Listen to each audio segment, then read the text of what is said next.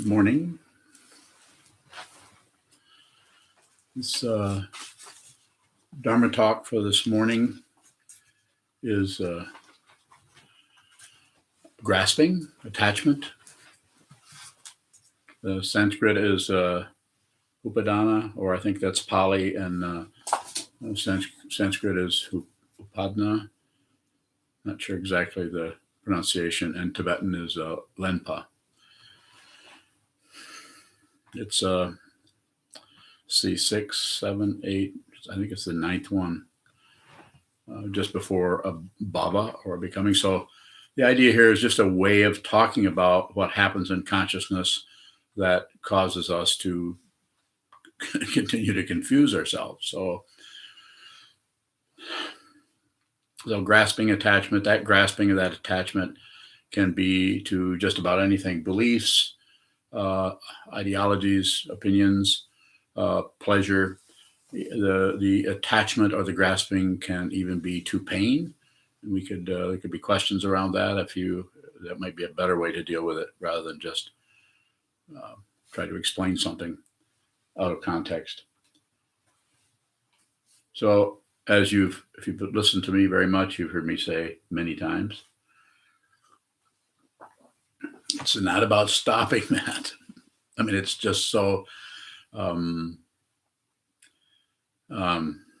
seductive to see something happening that we know we've begun to see we need to work with that. We need to eliminate that. We need to reduce that. We need to. So, but that's also attachment, and that's also grasping for a result. You have something that's difficult, instead of working with that as it is, which can be uncomfortable, because then you would have to go back to it in some way, and this could function differently for various people. So I hesitate to do too much with it as far as explaining, because your particular route may be much more circuitous than a person next to you or to someone else. So you could go back. The way I would say it is, go back to the contact, the actual time when contact, and then from there it's the feeling, and from there it's the desire to get rid of that feeling. That doesn't feel so good. Or to get more of that feeling, that's pretty good. Or we're indifferent to that feeling. You might say, so for indifferent, what's the problem? Just that indifference tends to wind us up in a circularity where we tend to ignore everything but just what we want, what we don't want, and what we don't care about. So contact. That's actually the actual contact of the six sense seals with any of their objects. That's the area that seems to be necessary to see that, not to stop the feeling. That's too late. You're too far down the turnpike. You have to actually see it when you have that first initial click of to use more metaphors, click of the ignition. Just that click, contact. And then the engines of desire begin to roar and come to you through all kinds of things. The causes and conditions that support that situation, that contact, are not just the contact. It's the contact is happening everywhere in your whole entire, not only your sensorium, the sense of taste is echoing with the contact of sound. Those are not two separate things. Separated, otherwise you'd try to smell out your ears. So separated, but not fundamentally. We need to see that carefully, closely, precisely, and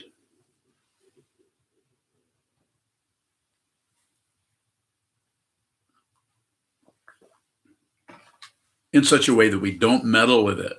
The meddling with it is what reinforces the self-centeredness, the narcissism, the egotism. There's plenty of people out in the world today that are on the screen or in our face, or maybe they're in our living room, I don't know, that are meddling with everything. And this is a way to keep create the illusion that we're doing it. Well, at least I'm doing something about it, and you're just sitting there looking at the wall. And what do I say over and over again? Train your mind, because if you go into any environment and come into contact with any object of consciousness, any of those objects, sight, smell, sound, taste, touch, thinking, hearing, then you are at the mercy of your ignorance about your relationship to that.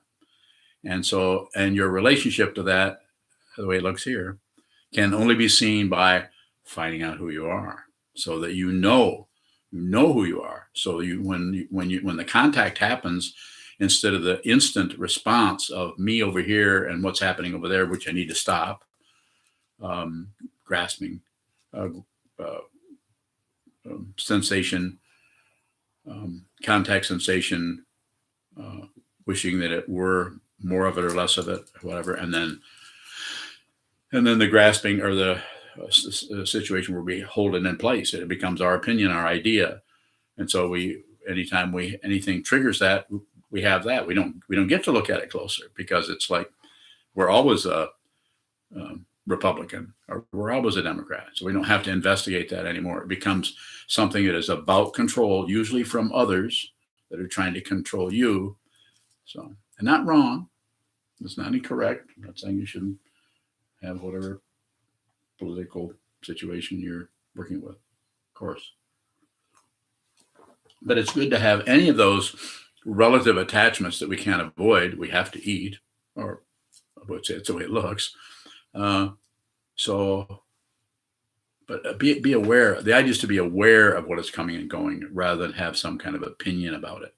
Because the opinion, though it doesn't look like it, shuts down on the incredible movement of cause and condition and cause and effect that is just a labyrinth, which is an understatement of all of the things that get together, touch each other, bump into each other, contact, that form all of the qualities that we call, just simply put, just being alive.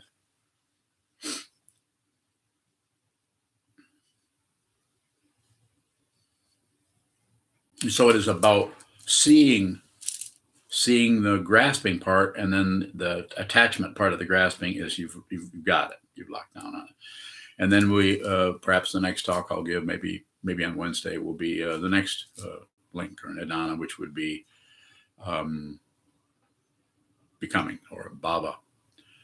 So now you've got it. Now you take it into some other dynamic. You actually hang on to it, and the grasping part is so locked in that it just starts to become something else, because you've actually got on the train, you grabbed hold of the train doors and went by, and the conductor grabbed you by the scruff of your whatever was left and pulled you in, and you went along on the train. So becoming, and next thing you know, you're in another town, you're in another reality.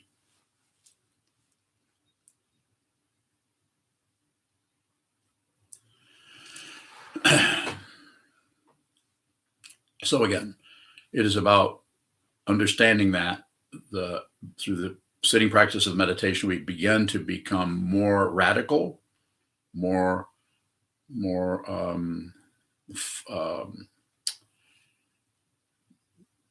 have a very simple approach to it. Not simple-minded so much as just a very simple, direct. Just see the contact. Just see when the contact happens, and notice again. One's attention is residing in the awareness of that situation, rather than being sucked down into an identification with what is being observed, like the feeling.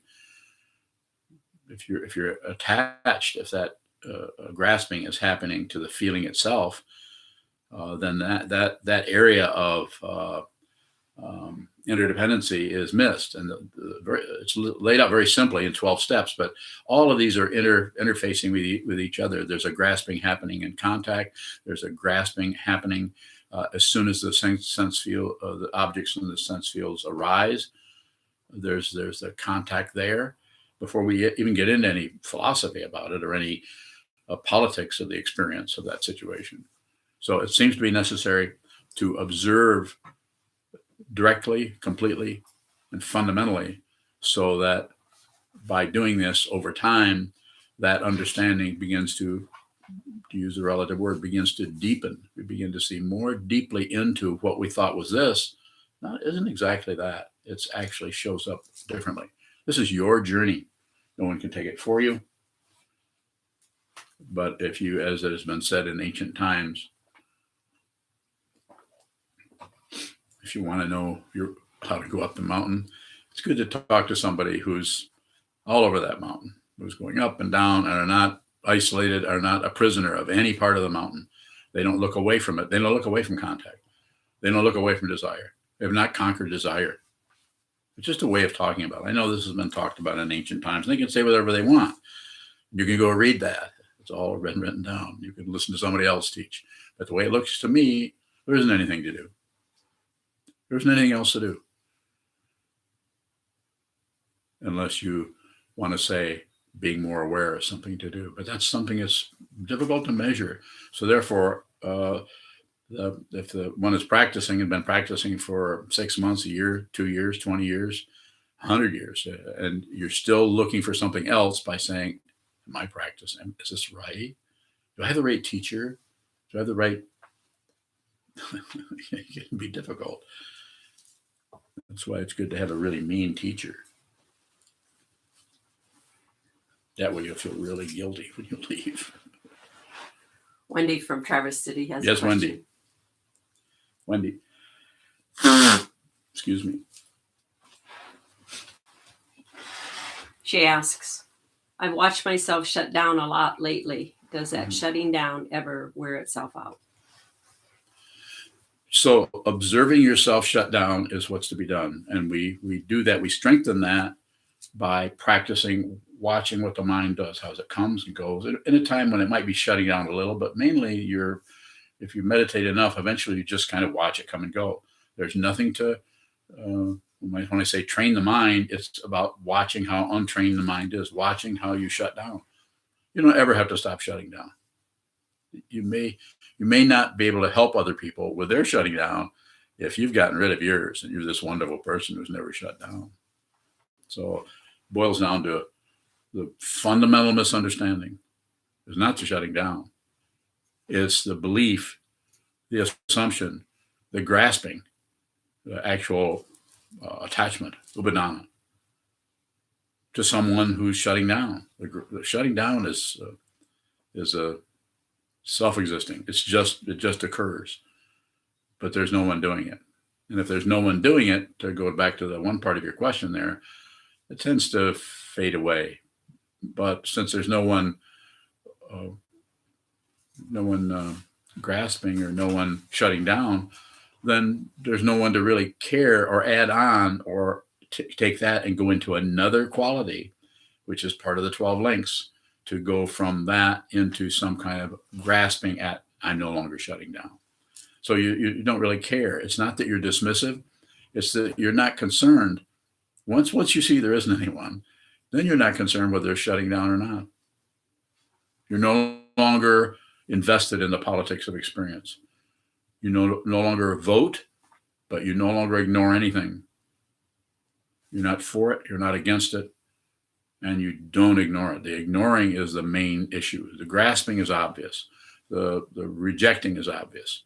Shutting down is a little bit more difficult, and that's why it seems to be necessary to bring everything to a halt gently and watch what continues to have energy, because that's the area where your personal confusion, not just you, Wendy, but anyone. So watch the shutting down. And what's good about that is you're noticing something you've probably been doing most of your life. And now it's becoming more obvious. But use your understanding, actually look at the contact with that. You have shutting down, and then you have a contact with that. The 6 of the 12 links. Anytime anything happens, there's a contact point. Sitting practice of meditation. Whatever you're practicing, even mindfulness eventually will show up in that area. It just takes a lot longer if you're doing a kind of meditation where you're trying to get somewhere, trying to be more aware. I teach, see how unaware you are. And if you go away from that to some kind of conclusion, then you've just entered, you just left the mountain and found a rest area. Not wrong. It's not maybe your karma, maybe your causes and conditions that have brought you into this kind of a teaching space, learning space, are such that you need to rest a lot. Junshu has a question. Junshu. How are we prisoners of the mountain? You think there's a mountain? Mountain is a metaphor. Someone who is trying to learn this, or someone who is endeavoring to teach this, the path of the Buddha's Dharma, would use a metaphor. It's very relative. You want to go to the top of the mountain, talk to somebody who knows about that mountain, who goes up and down all day long. And wherever you're at on the mountain, he, she, or there, if you ask them, they show right up. But you have to ask. You have to put yourself in that. That's why you're completely free to be confused from now on. Nothing lasts, even confusion. Just may show up with a different kind of timing aspect to it. Yes. Mayun from France has a question. Ma fille arc-en-ciel. And she says, I'm not sure if this is meaningful in English, but does finding who we are go through an aware oblivion process? Yes. Yes, but it's the awareness of the oblivion that is not exactly oblivion. It's like if you wake up from a good night's sleep and forget that you just slept, and that's bad.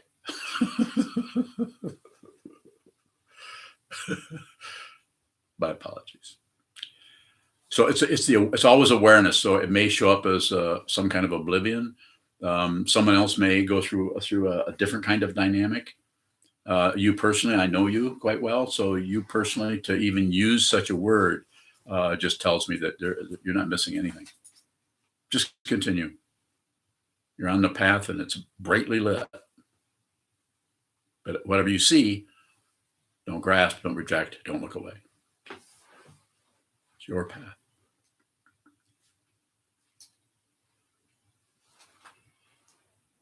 A question from Millie. Yes, Millie. Is there a way to observe the feelings without becoming the feeling? So if there's a concern with trying to not become the feelings, this is a way of looking away. So I have some work to do. And the way that's done is to sit down, hold still, and watch what moves. It's just like the example I often use, and it's been used before, is awareness is like a blade.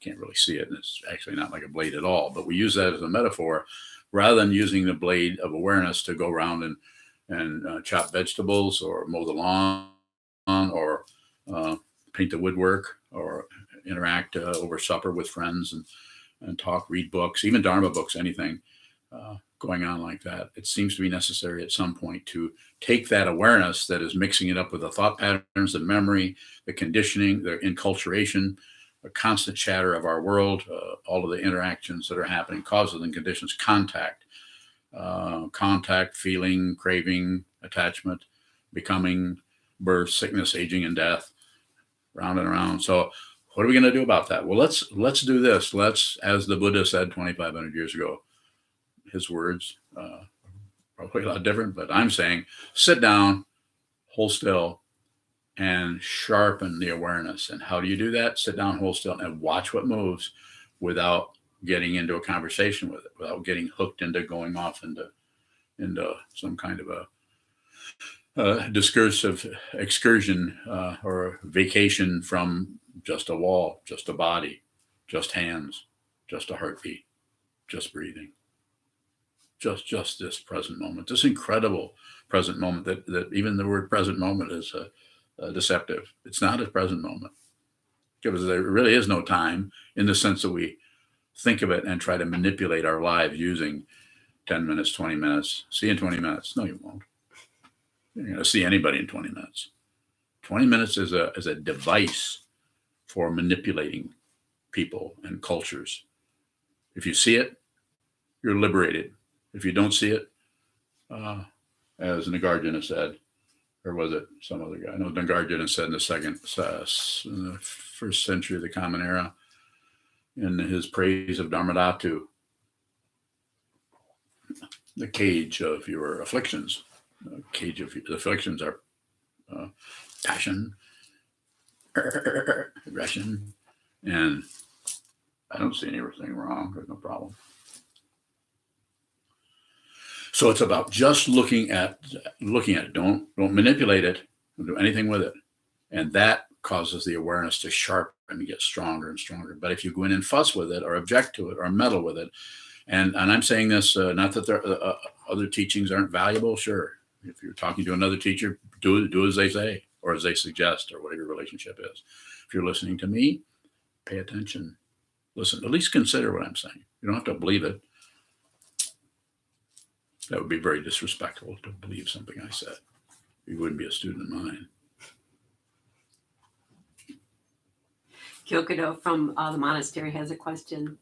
Jade Path, Gyokudo. I think it's also as it is garden too. I think that's her private name. Yeah. Okay, you can talk now. Is not observing always shutting down? The way you're saying it, yes, but you can't particularly if you're including something in front of you, your oatmeal or something, and you're not and you're doing that, and you have some kind of thoughts about how hot it is, or should I put any sweetener into it, or something like that, then you're obviously not paying attention to the hall closet, where there's nothing is happening there, but you're ignoring it. That's just terrible, ignoring the hall closet. No, it's a very dependently arisen selectivity that the ego mind tends to get in the way of and try to get its own way, and it creates suffering. Depending on what one came into this lifetime with, you might have what they call free and well favored. You probably are. You wouldn't be listening to this. There are people who might listen to this and just add on their thoughts. Well, this is crazy. Why would you sit and look at a wall? Turn into a vegetable. I'm going to go back to whatever, anything. I mean, any other kind of activity. Some people will even say, well, I meditate on the golf course. I said, well, that's great. I don't argue with that. Because why? Because the person needs to do that. I'm not here to correct. Unless you're a student of mine, then you might get corrected.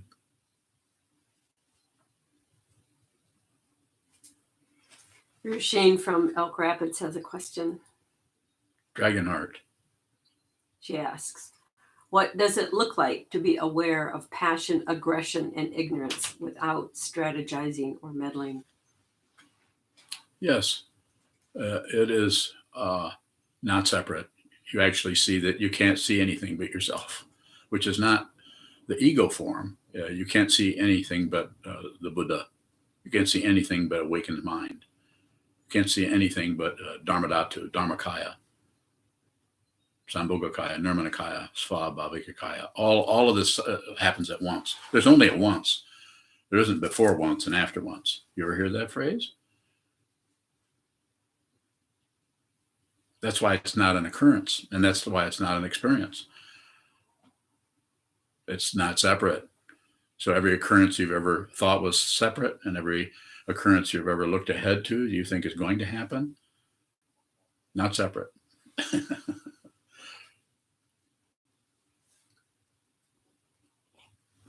That's why mind training is so powerful. You have someone, in my situation, I say, train your mind, go do it. And then you would ask questions like you just did, and then I would try to help you with that aspect of it so you could be more or less constrained when you go sit down. Okay, Sokuzan said, or my teacher, whomever that may be, said, just look, just observe, just practice from now on forever. And at some point, the boundary between meditation and post-meditation will vanish. And you may practice meditation, you may not. You quite often have people, as I do, how much do you practice? It depends on who it is that says that. Sometimes I'll say, I don't practice. What would I practice?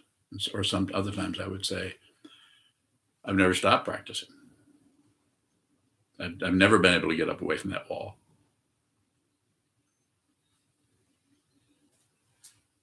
Or then there's 5 or 6 other responses that might show up with the question. Yeah. It's very windy here. This is what a tree looks like when it moves.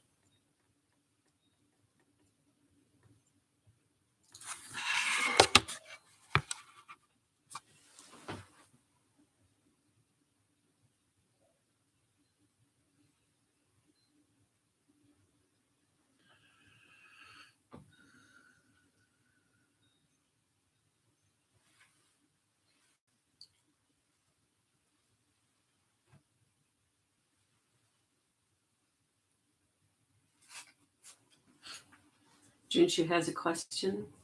Jinshu, pure appearance. It's a bit of a lengthy question. Well, I'll give you a lengthy answer.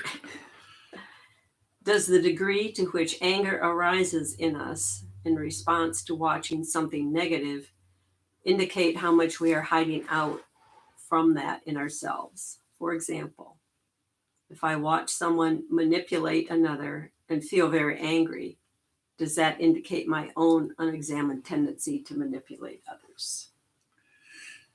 To some extent, there's some prajna or some insight happening there about that dynamic, but it sounds like there's also a hidden area that's shut down, where you've not made friends with yourself, and when you see someone else mistreated, you tend to identify with that, and you know that's good. You should identify that. There's a relative kind of compassion happening, but you're missing the compassion of the person who's manipulating. That person is even more stressed, because they're actually hiding out from their own stress by shoving it onto somebody else through manipulation. So you're doing pretty good there, because you're sympathizing, but that's a lower level form of compassion, one where you feel a little bit better because you're healthy and okay, and that poor fool over there has really bad karma.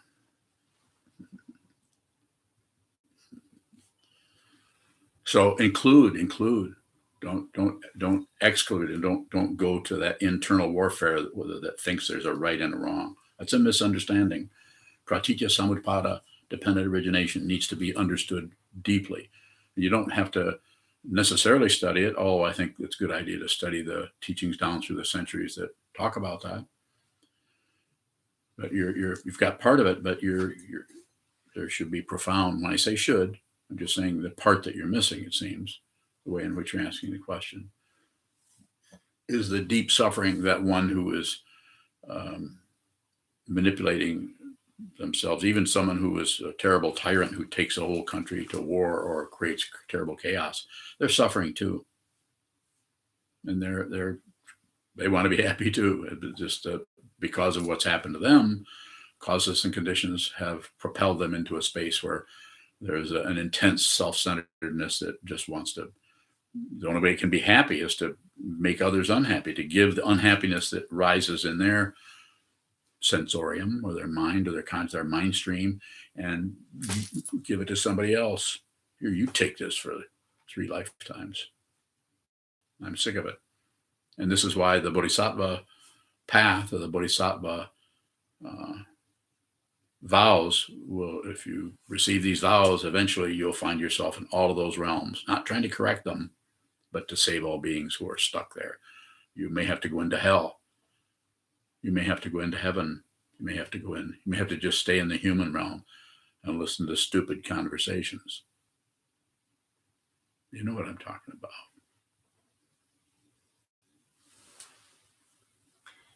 Sokuzan from the monastery has a question. Yes. Is grasping fixation? Yes.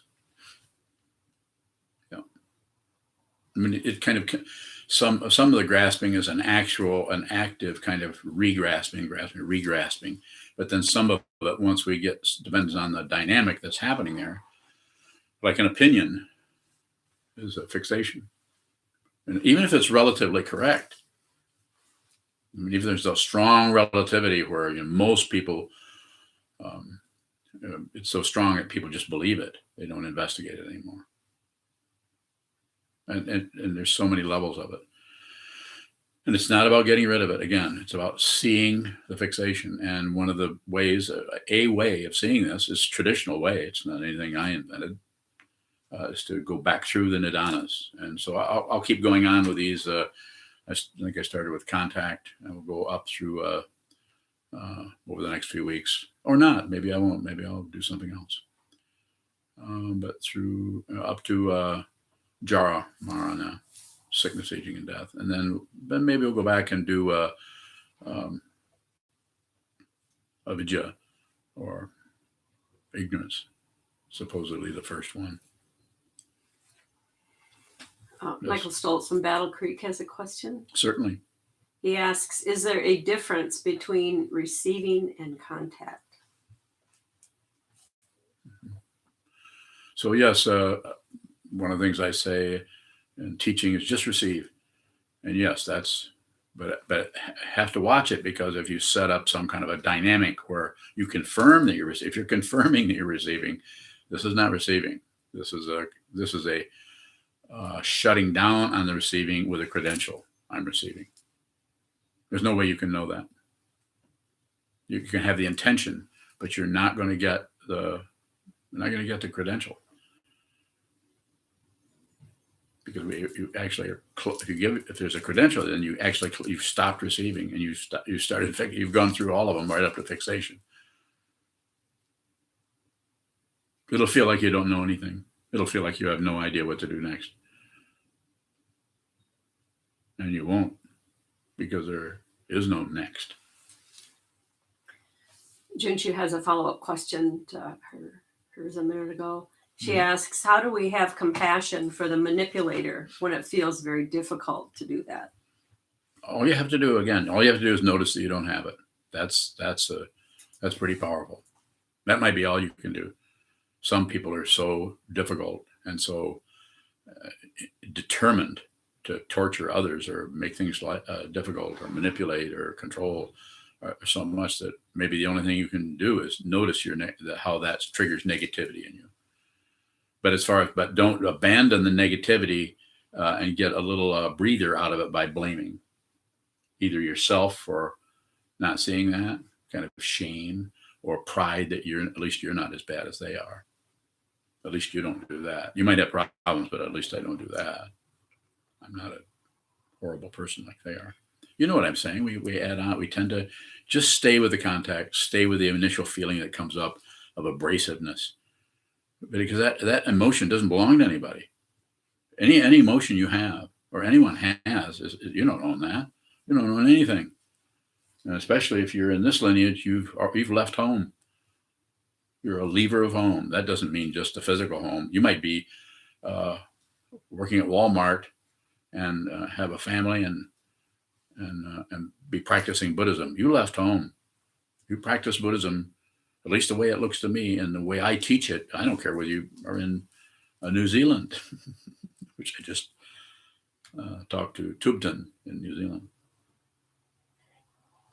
yesterday. Chisho from Houston has a question. He asks, am I grasping when I ask a question? Of course. But we're not trying to get rid of these. We're not trying to be one who never grasps. It's awareness of the grasping.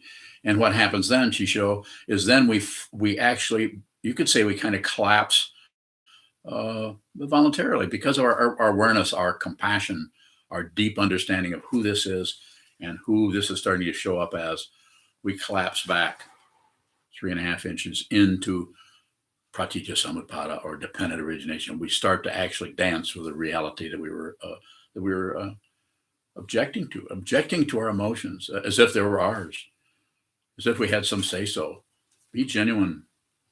Be who you are. Have your emotions. If crappy emotions come up, I don't say own them. They're not yours. Just observe. They won't be able to find a self. But what will be liberated is your personal, individual karma that's been covering up Buddha nature collapses, ends up being in shreds and pieces and just falls all over the place. There's nothing but this brilliance that is Buddha nature, that you can't find a self. So there's no pride. And if there is pride, it's without a self. If there is shame, it's without a self. And it may have to go on for 3 or 4 lifetimes or 18 and a half days. You don't mind. Laura from Traverse City has a question. Hi, Laura. She says, the more I meditate, the more frustrating, confusing, and futile it seems, especially lately. Any advice? But the only advice I actually have is keep going. But don't, even though I want people to meditate a lot, I don't want you to like overdo it. And so don't get too pushy with it. So, and then this time where we have, all of us seem to have more time because of the current circumstances and with the COVID-19, you could change things up a little bit. Maybe meditate more periods, shorter time, or one really, really long period. Change it up a little bit like that. As it says in Atisha's 7 Points of Mind Training, one of his slogans there is, of the 59, is change your attitude and relax as it is. So change your whole attitude about something and just relax into that. And that doesn't necessarily mean change to a good attitude. He doesn't specify that. It was very kind of him to keep his thoughts to himself.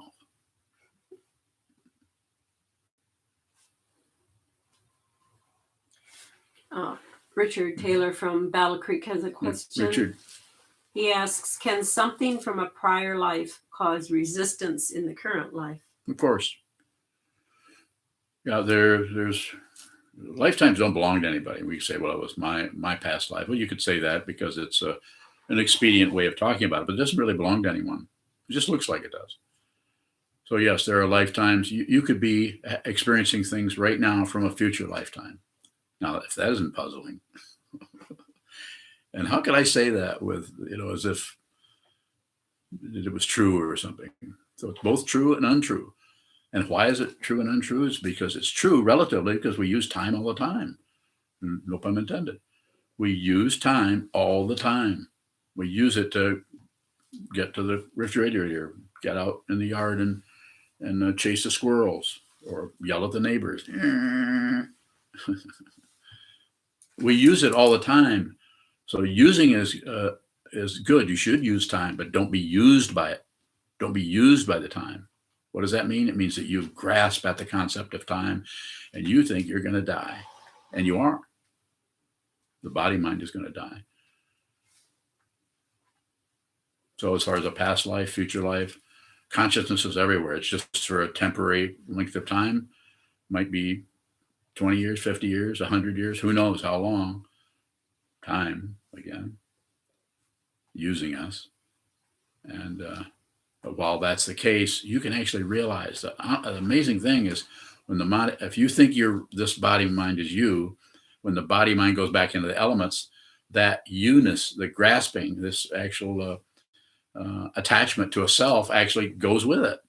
And then that consciousness looks around for something else to show up. And you might be a squirrel, you might be someone on another planet. It might individuate in that way for a length of time in an organism. How do I know that? I don't know that.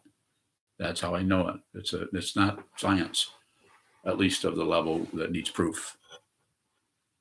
If you're looking for proof, then you're going to be pretty disappointed. Shoto from the monastery has a question. Certainly. He asks, is the brilliance of Buddha nature visible like light? Well, it needs to be as far as the path, but any kind of fruition, we want to use that word of realization of what this is, it's neither light nor is it dark. You've seen the little yang and yin symbol? Somebody a long time ago thought, how can I teach somebody this? See, I'll catch a black squirrel and a red squirrel. No, black squirrel and a white squirrel, and I'll chain them together. No, I'll hook them together so they go in circles. And then people will get the idea. On second thought, I'll just draw a little picture of a circle. Black and white, black and white. Not two. It's not two. Awake and asleep. Living and not living. Questions in that area are good. They they bring out responses that I'm interested in hearing myself, because I hear what I say at the same time you do. I don't think ahead of anything. If I did, you wouldn't listen to me very long. Juzan has another question. Is rushing always a misunderstanding? Again, we come back to rushing to get something done. It's about the awareness of that, because we don't necessarily want to shut that down and say, be a person who doesn't rush, or I need to stop rushing. So I sometimes say, I'm not in a rush or anything. But at the same time I say that, I also hear in my mind's ear, yes, you are. You want that to happen. And then if I look at it, I say, well, I guess I kind of do. I guess I must have lied. Always about awareness. Don't improve. I'm not saying that it won't be something that will show up as a deeper understanding, but it comes out of no self. So there's no credential. There's no pride there unless there's pride. There's no shame there unless there's shame. There's no life unless there's life. There's no death unless there's death. You have to realize it. If you realize it, you're liberated. What is liberated? I don't know. It's not a person.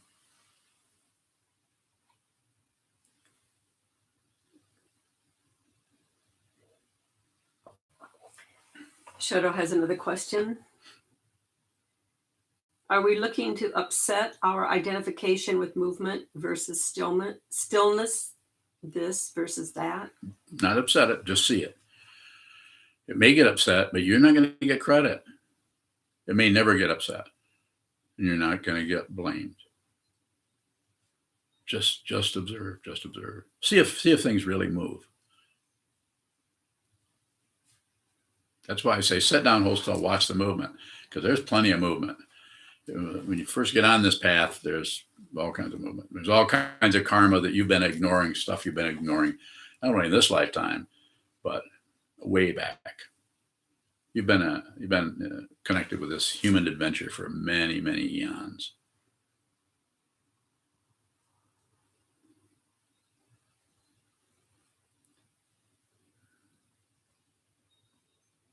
So I needed to hear what I'm saying, so I said what I needed to hear. Shoto has a follow-up question. He asks, what is fundamentally still? Movement.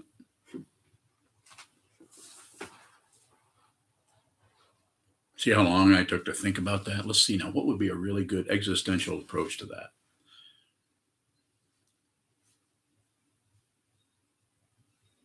You knew that before I answered it.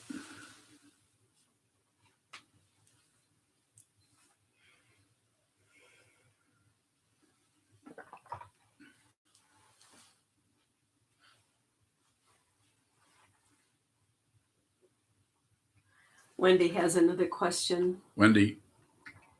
Is awareness in hindsight the same as awareness in the moment? I don't think it's exactly the same, but there's a lot of times that because the awareness is being, way of talking about it, being developed or prioritized, so we're more about the space in which things occur rather than the things themselves. So using the word hindsight, sometimes we realize that we were, by just contemplating things that are happening in our life, realize that the conversation we just had with our spouse or with our boss or with our child, I was kind of, I wasn't really listening to them. So a little bit of hindsight there. I actually was just thinking about what I was going to say to them as they were talking. So I don't really know exactly what they said. You might even find yourself going back and say, you know what you said a few minutes ago? Could you repeat that? I think I was spaced out or something. You could do that. And actually it might help your relationship a lot. And then if you wanted to disagree or take exception, then you could do it out of some kind of clarity about it. But I think the hindsight thing works to some extent. And then there's the other kind that comes from the other direction, which is not hind. What is the word for that? Foresight. Foresight, yeah. I knew it was a number. I'm not good with numbers. Hind is not a number. Why don't they say it? 3 sight, and 4 sight. Then yeah, that'd be worse. Way too silly. Yes. Sokuzan has another question. You would have another question. Why can't you say what you need to hear without someone asking you to? Because I'm predominantly absent.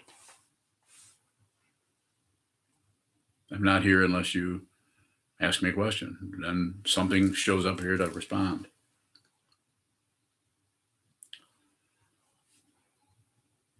Shoka has a question from the monastery. He asks, is there movement without something moving?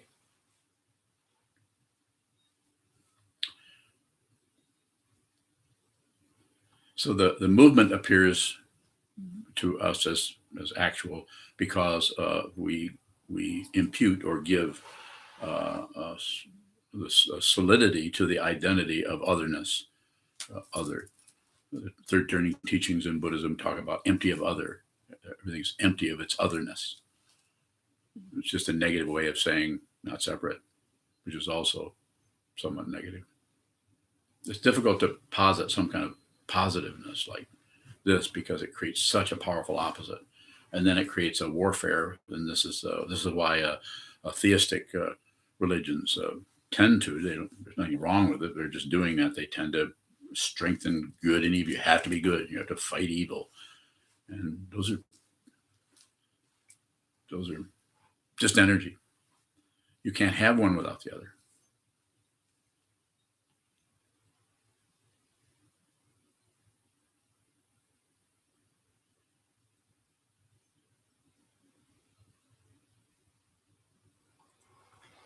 Chisho has a question. Yes. Are you grasping when I ask a question? Of course. I couldn't teach if I didn't grasp. If I was a non-grasper, like I'd attained a state of no more grasping, then I would be much superior to you, and I would scold you for grasping and try to get you to be more like me. Be a non-grasper. Just don't grasp. You don't really need to grasp. Just do what I do and just don't grasp. Is that what you meant? You don't have to stop or start doing anything, but you have to realize what's happening. This is what wall gazing is about. Sit down, hold still, and watch what is real and what is unreal. See it yourself. Don from Virginia asks, are grasping and consciousness interdependent? So consciousness has lots of different qualities and aspects and so on, but the open dimension in which anything occurs, including grasping, is from the point of view of the grasping and from the point of view of the object and the singularity, which is imputed or believed in. Just like we believe in someone who is grasping something, we believe in the thing we're grasping, that it's there and it's separate and we can get it and move it. Well, that whole dynamic happens in a space we call consciousness. And the way we work with that is to see what that is by watching what it does. We eventually see that it is perception only. And when you see that it's perception only, then the subjectivity dissolves and the objectivity dissolves, and then the actual thing itself dissolves into the consciousness, which has never been separate from. So the object in the consciousness, the sound in the ear, and where it's coming from are not two different things. It's just a basic teaching, not something that I'm invented. It's called dependent origination, pratityasamutpada. But it has to be seen. You can't just think about it. I mean, you could think about it, but then you just become a scholar, which is not wrong. I love scholars. We need scholars. We study all the time. Study the concepts. Gives the ego something to do while it's slowly vanishing in the distance.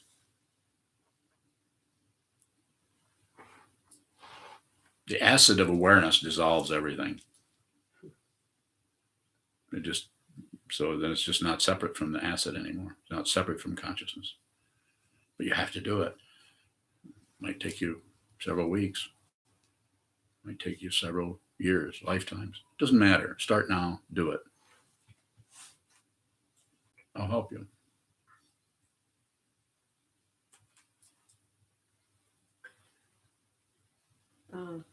We have no more questions. We can go Okay. ahead and Thank you very much for joining dedicate us. the merit. We'll dedicate the merit.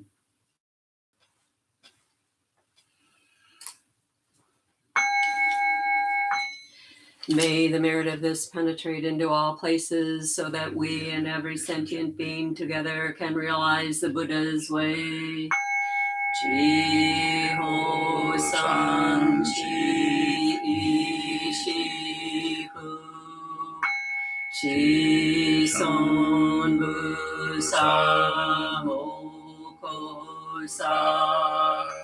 Mo ko ho ja ho mi.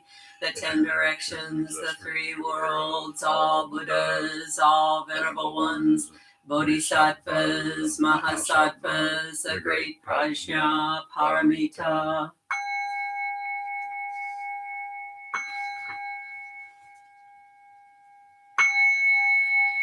To the Buddhas of the 10 directions and the 3 times, including the 5 wisdom Buddhas, Vairochana, Akshobhya, Amitabha, Ratnasambhava, Amoghasiddhi, and their consorts, please hear us. To the Bodhisattvas, Samantabhadra, Vajrapani, Avalokiteshvara, Ratnapani, Vishvapani, and the protector Jizo, Bodhisattva, please hear us. We ask you, supplicate you all to bring down light to heal and protect all of the Sangha, the students and practitioners, the friends and families of Sokokoji Buddhist Temple Monastery, its buildings, houses, rooms, and everything in the gardens and adjoining grounds from any negative energy or the dark forces, and protect us now.